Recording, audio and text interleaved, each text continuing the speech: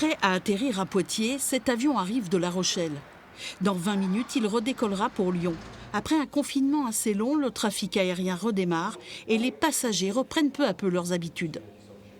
Je la prends une dizaine de fois par an dans le cadre de mon métier. On a réservé ce billet assez facilement et pas très cher. Et c'est vrai que c'est pratique d'aller là-bas avec l'avion. On gagne du temps. Y aller en véhicule, ça nous aurait coûté trop cher et passer beaucoup trop de temps.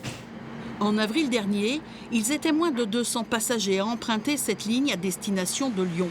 Pour la compagnie Chalair, le choc est rude. Une aide de 700 000 € vient de lui être attribuée, financée par l'État et les collectivités locales.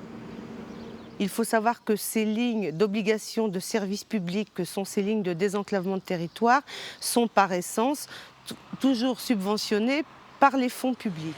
La région octroie déjà 150 000 €, mais face aux difficultés de la compagnie aérienne, elle a décidé de donner 25 % de plus. S'il n'y avait pas eu, de rallonge global de l'ensemble des partenaires, et que ce soit l'État ou la région qui était déjà financeur de la ligne d'aménagement du territoire, ces lignes risquaient de tomber. Et là, on aurait eu une problématique, de coupure territoriale entre différents aéroports de la région, et notamment cette transversale vers Lyon qui est stratégique.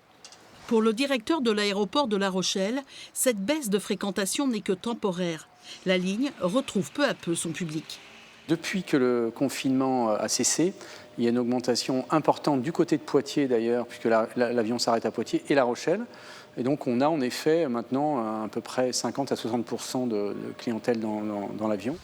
Les deux aéroports Poitiers-Biard et La Rochelle attendent les clients car les collectivités locales ont prévenu, elles ne pourront pas renouveler cette opération.